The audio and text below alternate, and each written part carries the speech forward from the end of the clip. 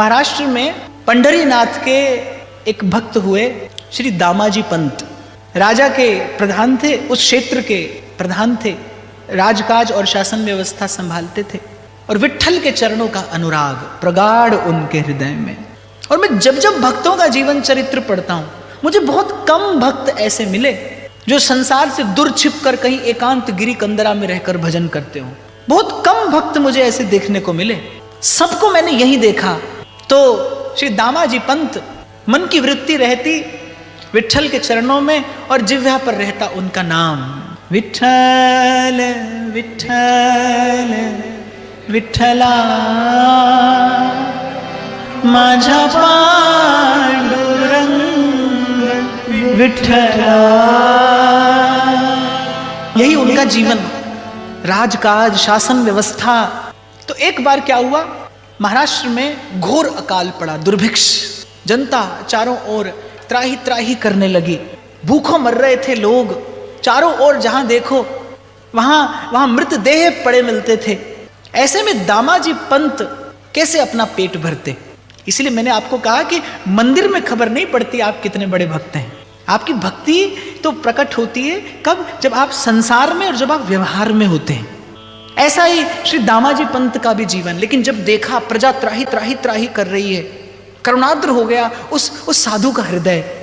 कैसे अपने मुख में ग्रास ले जाऊं, इतने लोग भूखे हैं, मैं कैसे भोजन कर लूं? खोल दिया उन्होंने अन्न का भंडार, बांट दिया जो था पास में, लुटा दिया। जब अपना धन समाप्त हो गया, जब अपना अन्न समाप्त हो गया, तो राजा का कोष भी उनके अधिकार में था क्योंकि वो प्रधान थे।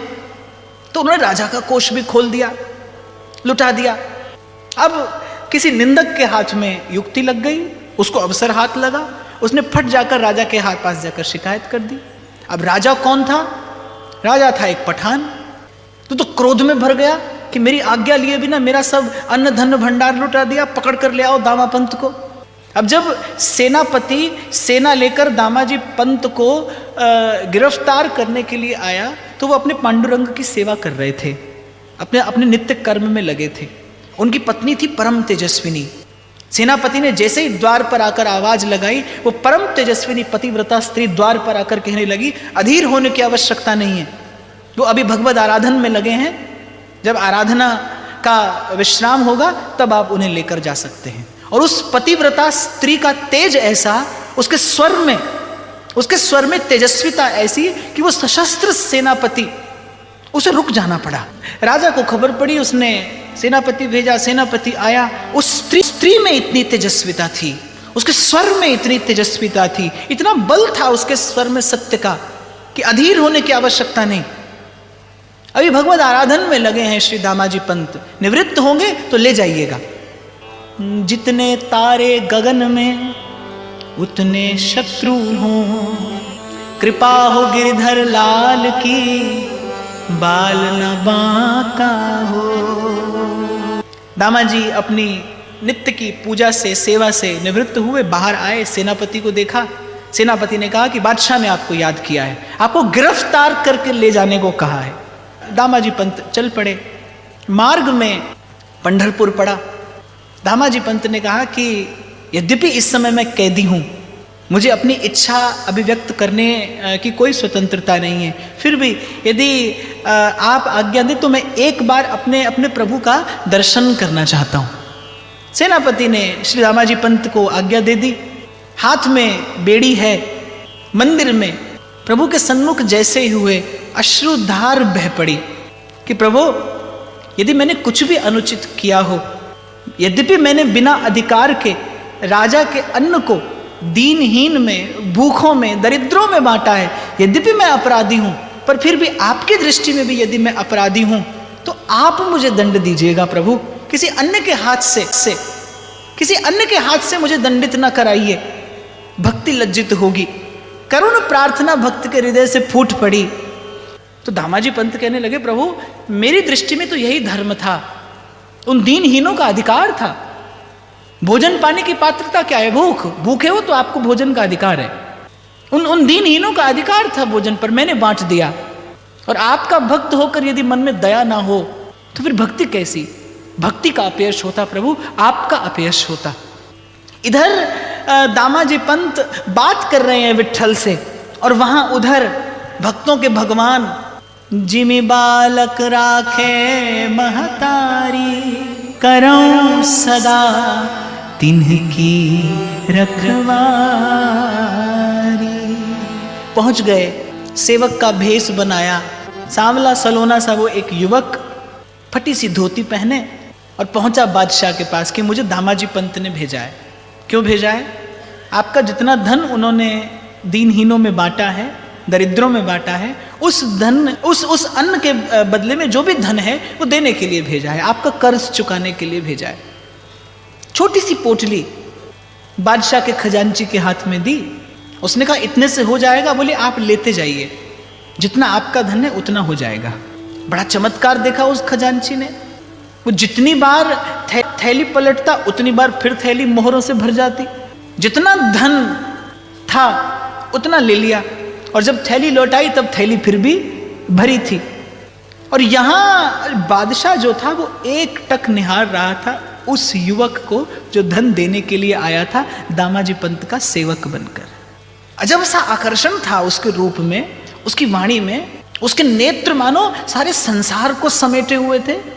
जैसी दृष्टि पड़ी उस युवक की बादशाह पर, कांप गया वो बादशाह भीतर तक, जैसे झंकृत हो गया वो कुछ।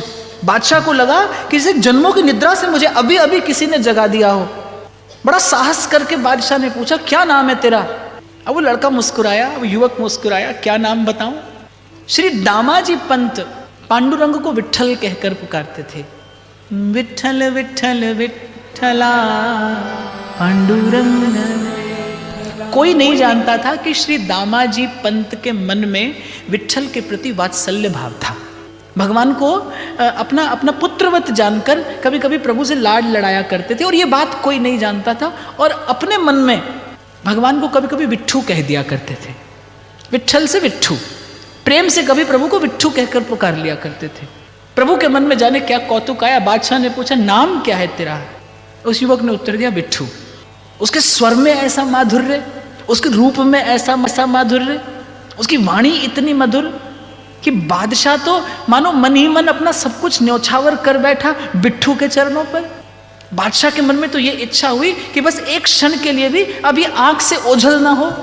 और जैसे ही धन चुकता हुआ और खजांची ने रसीद लिख कर दी, बिट्ठू तो अपने भक्त का कार्य करने आया था और कार्य करके चला गया।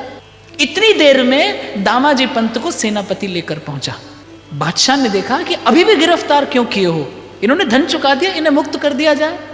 दामाजी पंत कहने लगे किसने धन चुकाया?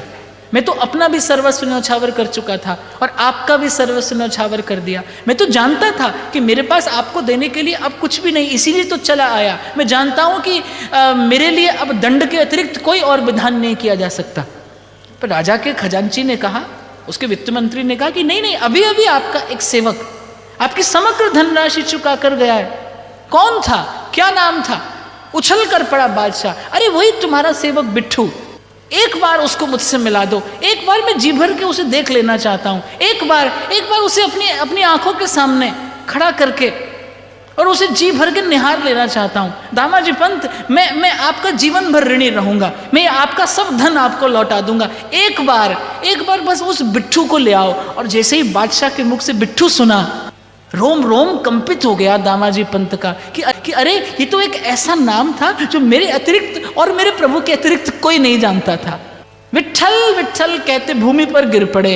हे प्रभु, मेरे लिए इतना श्रम किया आपने, इस बादशाह के सन्मुख सेवक बनकर आए, ये बादशाह सिंहासन पर बैठा रहा, आप करबद्ध इसके सन्मुख खड़े रहे, रोम रोम पुकार रहा था, विट्ठल विट्ठल विट्ठला पांडुरंग विट्ठला, विट्ठल विट्ठल विट्ठला माझा पांडुरंग विट्ठला, विट्ठल विट्ठल विट्ठला पांडुरंग विट्ठला।